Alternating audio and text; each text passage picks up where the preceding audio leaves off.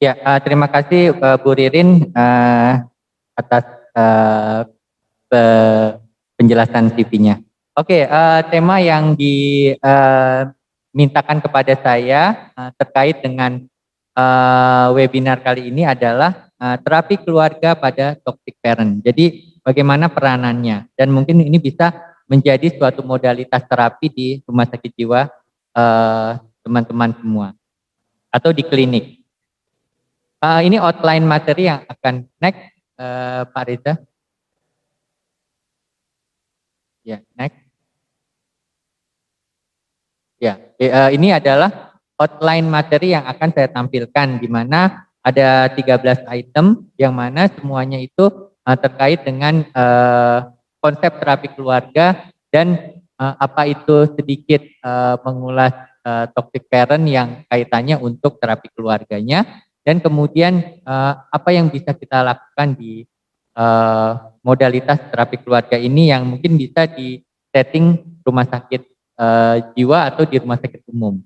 Jadi ini salah satu pendekatan psikologis yang mungkin bisa menjadi layanan unggulan buat rumah sakit. Oke, sebelumnya saya jelaskan dulu, ini adalah definisi dari terapi keluarga. Next, maaf, next. Ya, ini adalah definisi dari terapi keluarga yang kalau di buku-buku textbook dikatakan sebagai family therapy. Nah, sebenarnya apa sih terapi keluarga itu? Oh, ada ya. Oh, ternyata ada. Karena sebenarnya terapi keluarga itu adalah bentuk psikoterapi yang mana pada psikoterapi ini agak spesial nih, karena harus membutuhkan kehadiran seluruh keluarga, di mana intinya yaitu semua anggota keluarga yang tinggalnya bersama. Jadi bukan yang tinggalnya beda rumah, nggak boleh ya. Jadi yang harus tinggal bersama di bawah satu atap. Jadi benar-benar di dalam koridor home atau rumah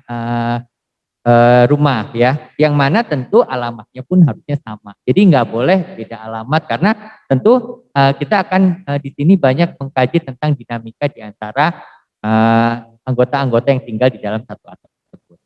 Next, ya, toxic parent di dalam keluarga. Kalau kita menilai toxic parent, tentu yang menjadi korban adalah sebenarnya adalah anaknya ini, karena dia sendiri berada di dalam suatu kondisi konflik yang mungkin muncul di dalam keluarga tersebut ya. Kemudian nantinya respon terapeutiknya ini akan diperoleh dari terapi keluarga, yaitu di mana dia si individu anak itu akan dipisahkan dari pengaruh yang toksik atau yang kita anggapnya sebagai racun di dalam keluarga gitu. Jadi kita bebaskan dia agar tidak terus-terusan mengkonsumsi toksik-toksik yang ada di dalam keluarga. Kemudian fenomena yang dibahas di dalam toxic parent ini, kita akan banyak berdasar pada sistem keluarga. Jadi di sini tadi seperti yang Dr. Safiuni katakan di dalam teori sistem keluarga itu ya, di mana semuanya harus dibuka atau open ya. Jadi di dalam sesi pertemuan itu nanti semuanya curhat lah istilahnya ya, untuk berdiskusi dan satu pemahaman untuk menemukan solusi yang terbaik. Di mana di sini tentu akan menentukan tipe pengorganisasian di dalam keluarga itu yang sehat ya. Jadi tentunya ini perlu tadi peran serta dan semuanya harus mendukung gitu. Kemudian yang tadi dikatakan bahwa kalau kita katakan toxic parent, tentu berarti toxic ya, berarti ada racun nih. Yaitu adanya situasi yang konflik, pasti ada konflik nih di dalam keluarga tersebut. Kemudian kita coba analisis, apakah interaksi antar anggota keluarganya juga bermasalah. Nah ini kita nanti akan lakukan asesmen namanya, menilai. Kemudian pola asuh yang patologis ya, tadi Dr. Safiuni katakan bahwa mungkin parentingnya ya yang tidak adekuat sehingga akhirnya memunculkan menjadi semacam titik-titik toksik. Kemudian peran pengasuhan yang tidak seimbang. Jadi tadi perannya ada yang multi parenting ya, tadi Dr. Safiuni katakan mungkin ibunya, bapaknya, terus ada kakeknya, ada neneknya, jadi anaknya bingung. Kemudian struktur yang disfungsional tadi, keluarga yang disfungsional, jadi nggak berfungsi nih strukturnya, fungsi-fungsinya, peran-perannya akhirnya bisa tadi berganti-ganti, jadi anaknya jadi orang tua, mungkin orang tuanya jadi malah jadi anak ya, jadi itu menimbulkan kekisruan. Kemudian sehingga melalui terapi keluarga ini kita akan melakukan perbaikan dalam pola yang disfungsional itu, yang mana kalau di dalam teori-teori psikologis dibilang transaksional keluarga. Jadi peran-peran keluarga itu akan kita optimalkan untuk organisasi yang baik di dalam manajemen keluarga. Sehingga tentunya psikopatologi yang tadi toksik itu akan hilang gitu ya, yang mungkin awalnya membuat anak jadi emosi dan perilaku, akhirnya menjadi sehat. Next, ya, kalau kita melihat faktor-faktor apa sih yang membuat kok ada toksik gitu ya di dalam keluarganya. Yang pertama ini mengulang sedikit ya, adalah psikopatologi dari orang tuanya. Jangan-jangan di sini orang tuanya itu secara struktur dan fungsi keluarganya ada masalah nih. Ya mungkin dia mengalami tekanan pada salah satu pasangan, jadi mungkin berantem gitu ya antar suami istri. Kemudian kepribadian tadi dari tipe-tipe tertentu yang mungkin dianggap patologis ya, atau di sini penyalahgunaan alkohol. Nah banyak di Indonesia nih sekarang ya pakai alkohol. Kemudian anaknya sendiri, individu anaknya mungkin rentan atau vulnerable. Jadi di mana setiap stres yang dialami di dalam keluarga itu akan menyebabkan respon psikofisiologis, seperti misalnya dia jadi muncul somatisasi, misalnya jadi muncul keluhan fisik ya, psikosomatis, bisa tadi ada jadi cemas gitu ya. Kemudian juga dia kan mengalami misalnya pada saat remaja akhirnya terjadi problem sama orang tuanya, jadinya krisis identitas dia gitu ya. Aku ini siapa, aku ini anak siapa, malah bahkan depresi. Bahkan pada pengalaman saya untuk kasus-kasus yang saya temukan di poliklinik, ada yang sampai self harm ya, mau menyakiti diri ya. Dan ini yang perlu menjadi perhatian. Jadi psikosomatis juga banyak nih, datang-datang sakit ini. Tadi juga saya barusan dari poli ya, pasiennya karena memang toksik ya keluarganya, jadi ada psikosomatik. Jadinya sekarang muncul demam katanya, tapi demamnya diperiksa COVID negatif ya. Jadi ini yang harus kita menjadi perhatian. Kemudian tadi struktur dari transaksional keluarga ini yang menarik. Jadi namanya juga transaksional. Jadi semua peran harus berperan nih ya, saling berkeling nih. Di mana di sini ya tentu kita harus memodifikasi matriks dari dinamika keluarganya itu yang diakibatkan dari toksik untuk supaya menjadi clear gitu, menjadi hilang toksiknya. Kemudian lingkungan sosial ya tadi, apalagi di sini dikatakan mungkin ada ketidakseimbangan keluarga, di mana kadang keluarga yang tidak seimbang ini menjadi pemicu munculnya masalah-masalah pada emosi dan perilaku anak. Yang terakhir adalah pola yang terintegrasi. Nah tadi Dr. Safiuni katakan bahwa mungkin dulu polanya diajarinya kayak begitu si orang tuanya gitu sama kakek dan neneknya. Akhirnya dia kayak mewariskan gitu ya pola-pola yang seperti itu untuk diterapkan di anaknya. Padahal mungkin toksik ya. Mungkin dia dulu, aku juga kayaknya dulu mengalami toksik nih sama keluargaku yang, sama orang tuaku yang dulu. Sekarang kok aku jadi memberikan toksik pada anakku gitu. Nah itu yang perlu menjadi perhatian. Sehingga tentu perlu kita pahami juga tadi extended family. Dia tinggalnya banyak di dalam keluarga itu, akhirnya bingung deh. Ini yang jadi peran utamanya ayahnya atau kakeknya atau neneknya atau ibunya ya. Next, lanjut. Nah sekarang di dalam terapi keluarga apa sih peranannya? Yang pertama adalah mediasi ya, di mana mediasi ini tentu masing-masing anggota keluarga akan mengkomunikasikan, akan mendengarkan. Jadi yang penting mau mendengarkan. Kemudian juga mau menyampaikan gitu ya apa sih unek-uneknya gitu ya di dalam sesi nanti pertemuan terapi tersebut. Kemudian yang kedua ekspresi emosi ini kadang-kadang si anak tuh nggak bisa menyampaikan ininya apa namanya pendapatnya gitu ya karena diblok sama orang tuanya. Oh udah ya kamu nggak diberi kesempatan karena ibunya atau bapaknya terlalu kaku. Dimana di sini tentu kita harus juga nanti di dalam sesi ini akan mengenali ekspresi emosi dari masing-masing individu. Kita ngobrol, kita suruh bercerita tentang apa yang dialami di dalam keluarganya yang dianggap toksik. Nah dari sinilah kita akan tahu, oh ada toksik nih, ada yang mungkin dinamika keluarganya perlu diperbaiki agar organisasinya menjadi baik. Kemudian adaptasi. Nah di sini misalnya penyesuaian diri dari anak tersebut ke mungkin dia punya riwayat misalnya ada perubahan di dalam sistem keluarganya. Misalnya dia tadi orang tua tunggal, mungkin bercerai, mungkin meninggal ya. Dan ini juga tentu akan menjadi krisis. Yang terakhir ada krisis itu sendiri. Di mana di sini perlu tentunya krisis ini kan ada yang namanya intervensi krisis ya. Kita perlu mungkin nantinya si orang tua tersebut atau anak tersebut mendapatkan bimbingan dan bantuan dalam menghadapi krisis itu untuk stres-stres yang berikutnya. Next. Ya, jadi tadi yang dikatakan oleh Dr. Sapiuni bahwa adanya disfungsional dalam keluarga, lingkungan keluarga, dan ini PS artinya melawan, artinya kita harus ada kontra nih dengan hemostasis, nah artinya keseimbangan psikologis di dalam, bukan psikologis saja, tapi fisik dan psikologis di dalam tubuhnya, ya, yang dinamakan hemostasis yang stabil. Next. Nah, sekarang terapi keluarga, apa sih tujuannya? Kenapa sih ada family terapi?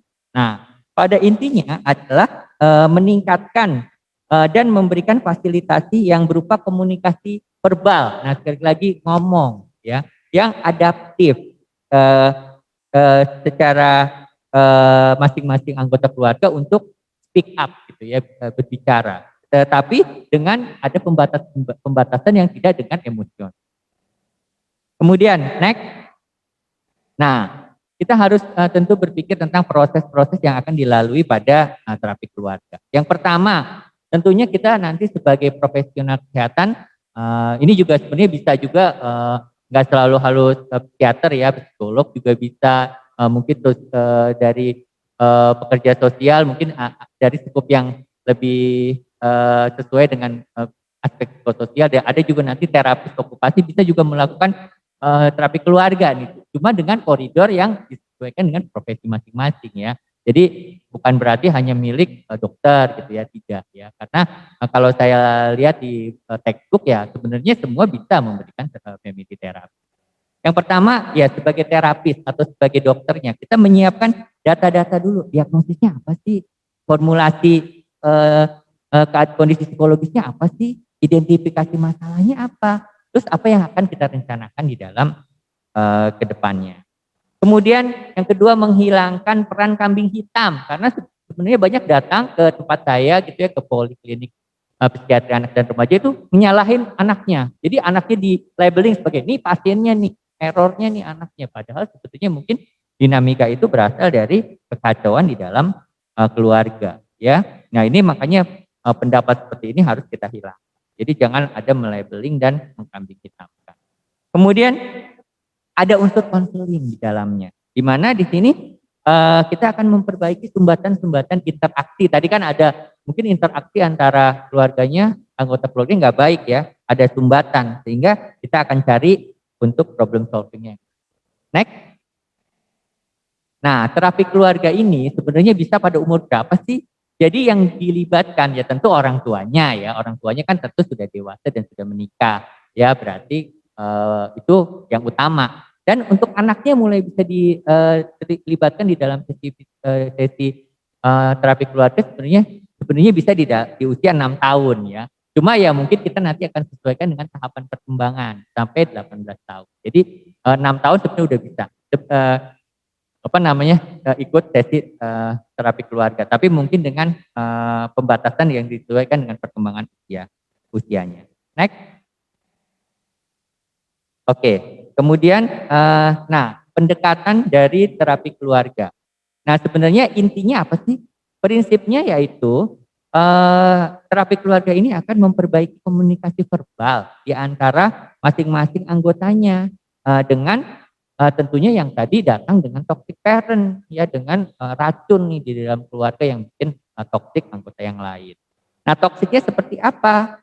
Ya tentu tadi mungkin ada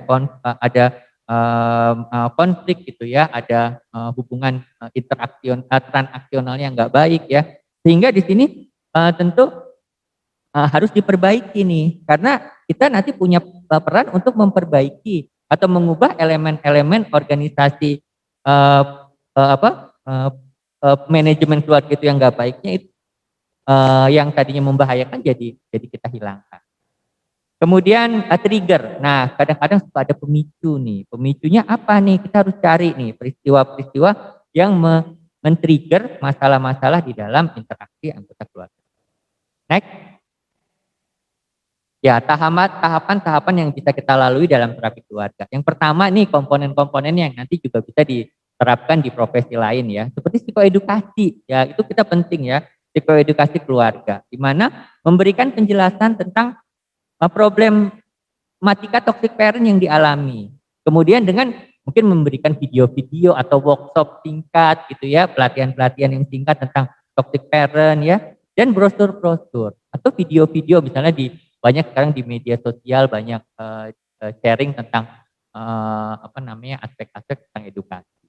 Kemudian konseling, ya tentunya konselingnya orang tua ya. Di sini akan lebih banyak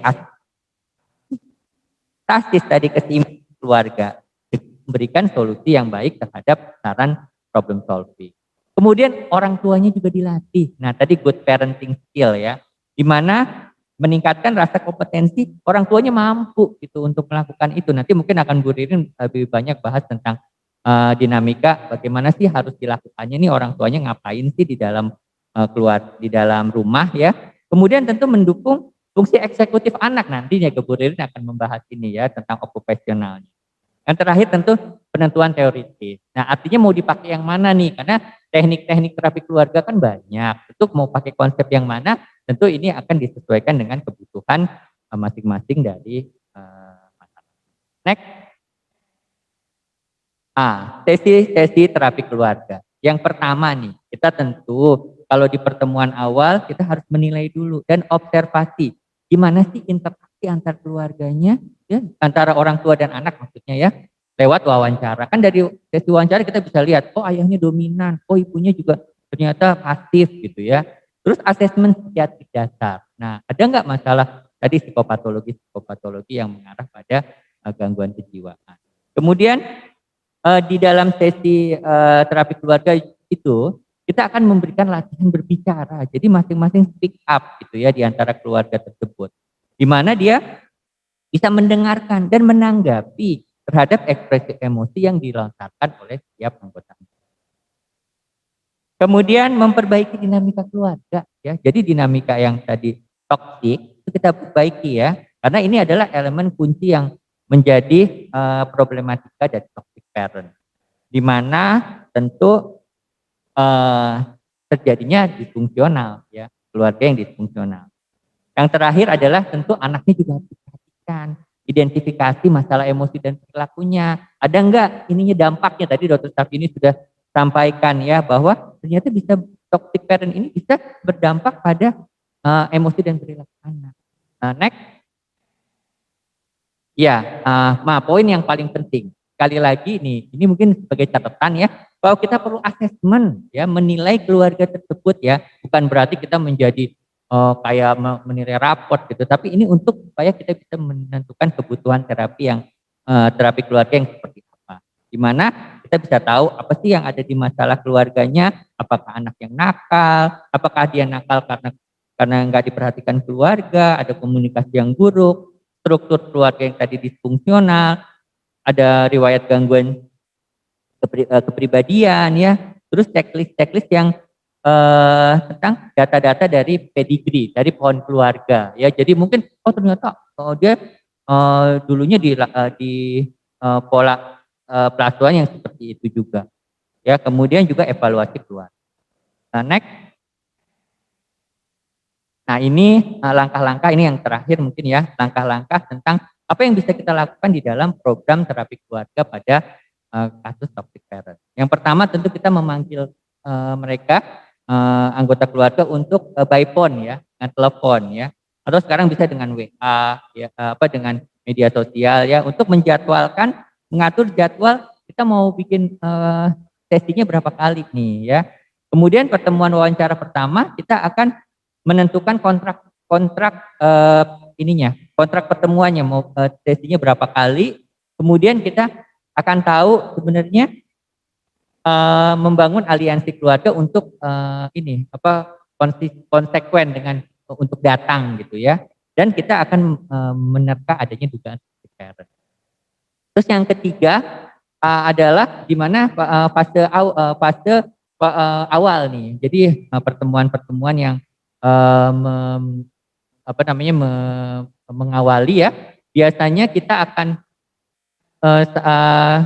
menyampaikan nih identifikasi masalah-masalah dari formulasi diagnosis yang sudah kita tentukan tadi, udah kita assessment ya. Ada yang berkaitan tentu dari akibat toxic parent. Kemudian fase pertengahan. Nah, ini udah di tengah-tengah nih. Biasanya konflik utama yang sebenarnya perlu kita rumuskan untuk nanti kita dapatkan upaya solusinya. Yang nah ini untuk lanjutnya adalah fase lanjutan di mana mendiskusikan kepada keluarga langkah-langkah apa yang kira-kira bisa digunakan, dan ini kayaknya cocok untuk problem solvingnya sehingga mereka bisa mendapatkan pengertian, dapat menjadi saling mengerti dan mendapatkan support atau dukungan. Yang terakhir tentu terminasi. Terminasi adalah mengakhiri ya, penghentian atau pengakhiran. Jadi mengecek apakah masalahnya sudah terkaji dan tertangani dengan baik ya, melalui adanya grafik perjalanan dari perbaikan tersebut. Jadi ada evaluasinya, dan tentu juga keluarga menjadi. Nah, ini terapi keluarga tentu dari penelitian dikatakan bahwa terapi keluarga itu bisa efektif sampai tahun ya. Jadi 6 sampai 12 bulan ya. Jadi cukup lama nih. Jadi kalau kita berhasil melakukan terapi keluarga ini bisa bermanfaat sampai 12 bulan. Kemudian juga sesinya ada beberapa next efektivitasnya ya. Next bahwa di sini efektivitas terapi keluarga ini bisa tadi 1 tahun ya sampai 12 bulan bertahan ya, dan menggunakan sesi pertemuan sebanyak berapa sesi? 12. Jadi kita bisa membuat ininya nih, settingnya nih, apa kira-kira yang bisa digunakan. Demikian. Next. Ya, ini terakhir. Terima kasih. Apabila ada pertanyaan nanti bisa kita tanya bareng-bareng ya setelah presentasi narasumber yang ketiga. Demikian, bisa email saya atau di Instagram saya bisa dicek. Oke, demikian saya alihkan ke Bu Ririn dulu sebagai moderator ini. Ya.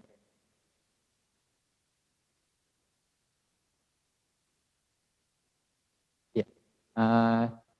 Slide mungkin nanti akan saya bacakan sedikit Bu Ririn tentang kurikulum vitae beliau.